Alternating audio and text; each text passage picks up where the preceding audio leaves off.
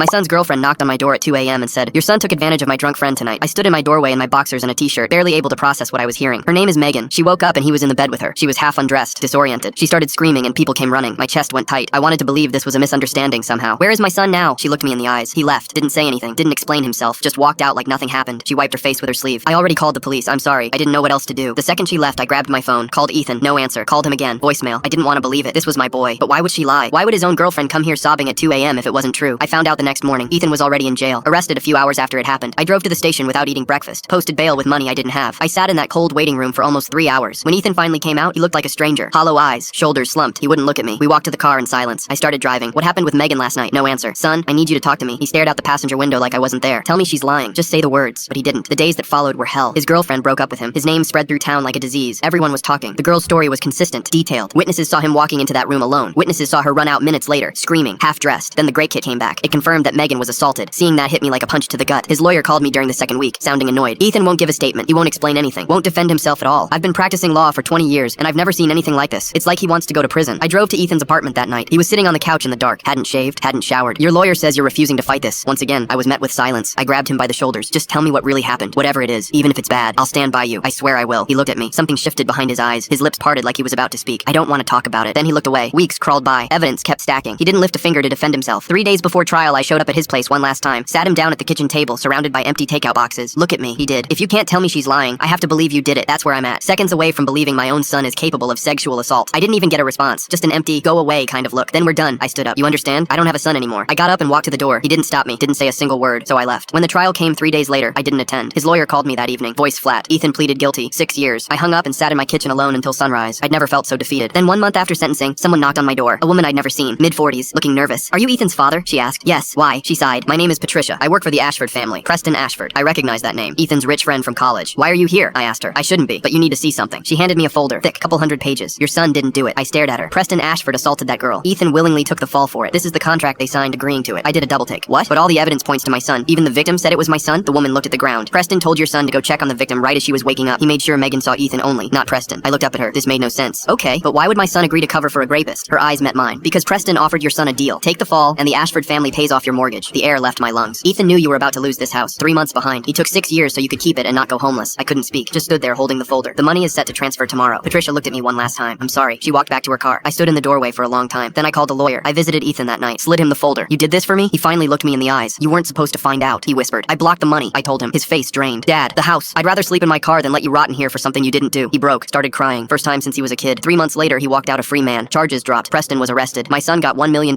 from Preston's family in the lawsuit.